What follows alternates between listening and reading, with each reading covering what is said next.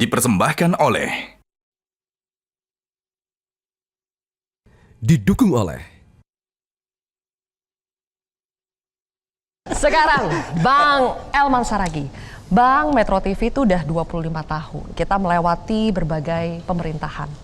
Tantangan sudah banyak kita lewati. Kalau menurut Bang Elman, bagaimana kita supaya bisa tetap relevan, kemudian kita juga bisa menjaga independensi, tapi sekaligus bisa menjadi mitra strategis buat pemerintah. Mitra yang bisa mengkritik dengan baik, memberikan kritikan yang konstruktif buat pemerintah. Pemahaman saya kalau hubungan baik dengan pemerintah ini mestinya pers itu harus tetap kritis, ya, karena dia tetap mengedepankan fakta-fakta yang ada. Kalau terjadi misalnya kelaparan, misalnya di tengah masyarakat, ya pers harus, Metro TV harus mengangkat itu, dan itulah sumbangsih terbesar buat pemerintah dan negara ini. Metro TV tidak boleh mengurangi fakta yang ada gitu. Jadi pemahaman saya hubungan baik kemitraan dengan pemerintah ini jangan diterjemahkan kita yes man. Bahkan kita tanya, boleh nggak ini diberitakan? Itu mestinya nggak boleh. Pers harus tetap independen, apapun yang terjadi. Jadi saya tetap mengharapkan Metro TV harus tetap dalam jati dirinya. Oke, kita kasih tepuk tangan.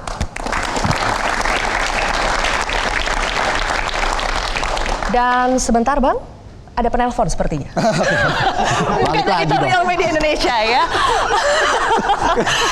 Jadi karena memang udah icon banget sih ya, iya, Bang Saur dan Bang Elman. Bang Elman, Bang Saur ini suka jadi narasumber di program editorial media Indonesia yang ada penelponnya masyarakat. Mereka mendengarkan curhatan dari masyarakat. Sekali-kali Gen Z harus telepon ya. Oh iya, pastinya ya. Mas Buta. Oke, Mas But, jadi apa nih tantangan terbesar menjaga independensi sekaligus jadi mitra kritis bagi pemerintah? Bagaimana kita menjaga hubungan kemitraan dengan pemerintah sekarang atau kekuasaan sekarang? Saya kira yang paling penting itu adalah bagaimana kita menjaga keberimbangan.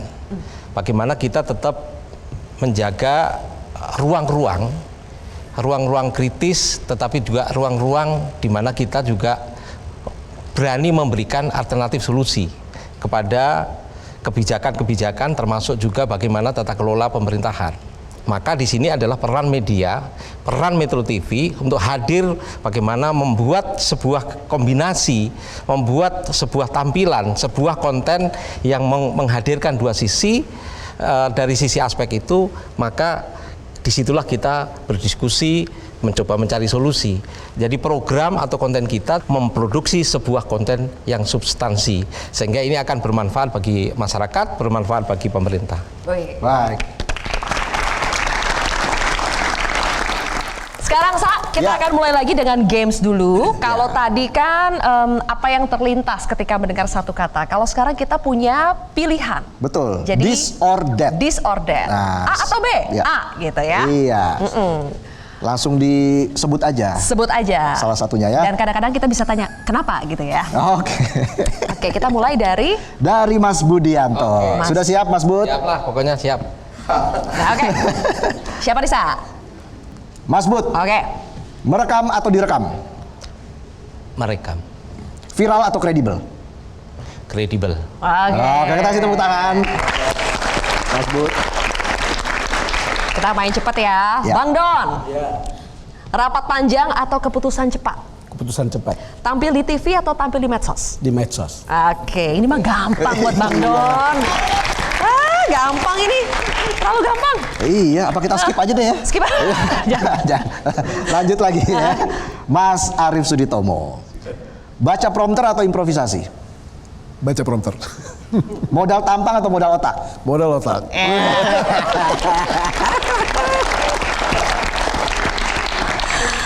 Sekarang Bang Elman. Komprehensif atau sensasional? Komprehensif. Tekanan deadline atau tekanan politik? Deadline.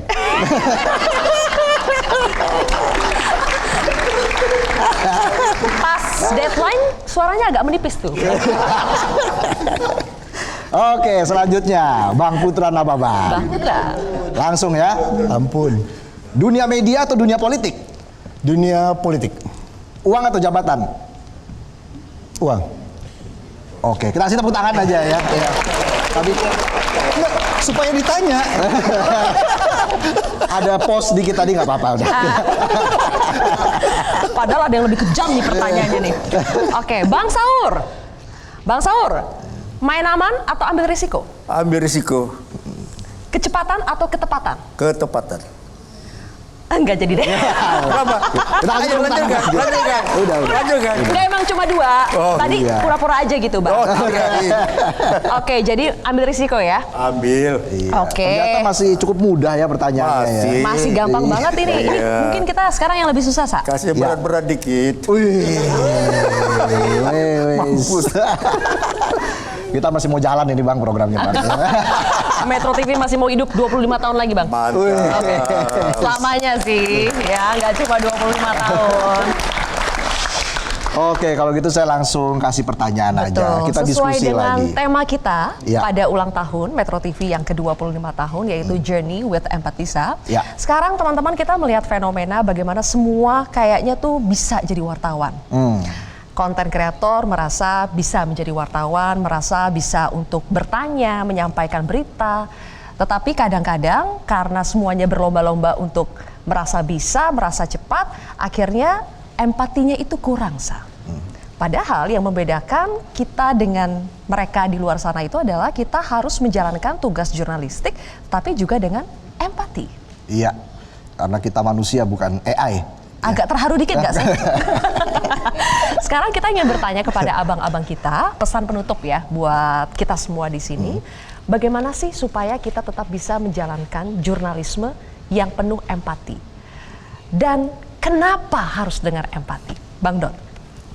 Ya, Zilvia, ini pertanyaan yang susah, tetapi sebagai jurnalis saya kira semua orang menghayati, para jurnalis menghayati bahwa dia harus selalu berpikir apa yang dia lakukan itu connected dengan publik, connected dengan penonton, connected dengan pembaca. Karena kita berfungsi sebagai komunikator, itu apa yang kita komunikasikan itu sangat berpengaruh pada orang. Apakah membuat orang marah, apakah membuat orang gembira, atau bahkan berempati gitu. Itu sangat tergantung pada cara kita menyampaikan komunikasi atau mengkomunikasikan itu. Kita tidak perlu menyampaikan, oh kamu bisa sedih dengan ini, nggak perlu. Biarkan penonton merasakan itu dan biarkan mereka mengambil keputusan sendiri.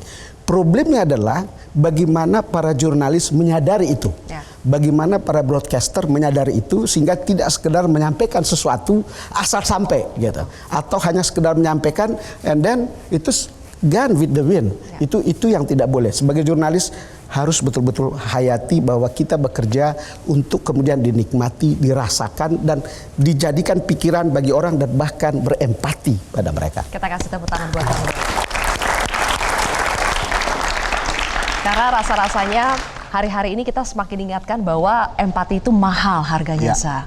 Dan selanjutnya kita akan ke Bang Elman. Bang Elman. Zilvia. Bang Elman, bagaimana menjaga berita agar tetap informatif namun juga tetap manusiawi, Bang Elman? Ya, memang tantangan berat buat pers sekarang ini ya bagaimana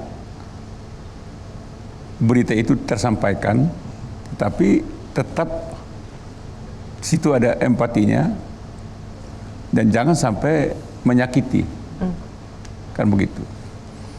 Tapi seringkali kita seperti yang saya sampaikan tadi, memang karena kita sudah berat di bisnisnya, empati ini kita abaikan. Pers harus terdepan, mengangkat hal-hal seperti ini. Dan pers itu kan tidak mesti berita-berita memikirkan headline, Ya. apa enggak. Tapi apa, sekecil apapun Ya. apa yang dirasakan masyarakat tidak boleh diabaikan gitu. Harapan saya Metro TV tidak boleh kendor, Ya. apalagi sudah menyangkut kepentingan rakyat. Oke. Jangan kasih kasih tepuk kendor. tangan. Ya. Kita kasih tepuk tangan buat Bang Elman. Mas Arief Suditomo.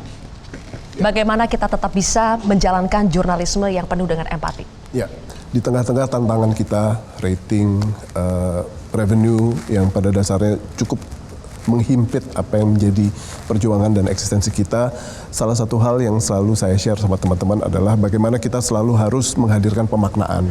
Setelah kita membuat berita, kita juga harus bertanya, apakah berita ini kita bermanfaat apa tidak buat orang yang melihat?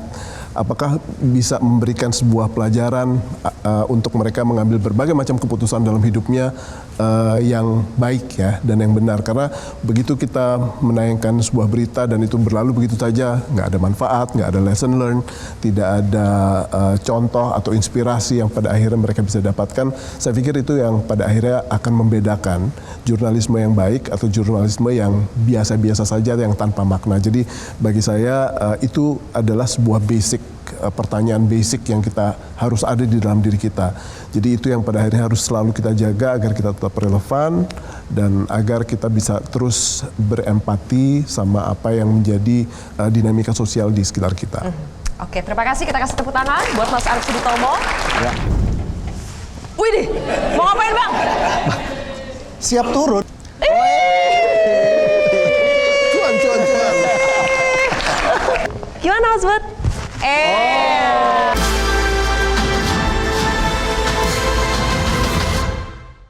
Dipersembahkan oleh, didukung oleh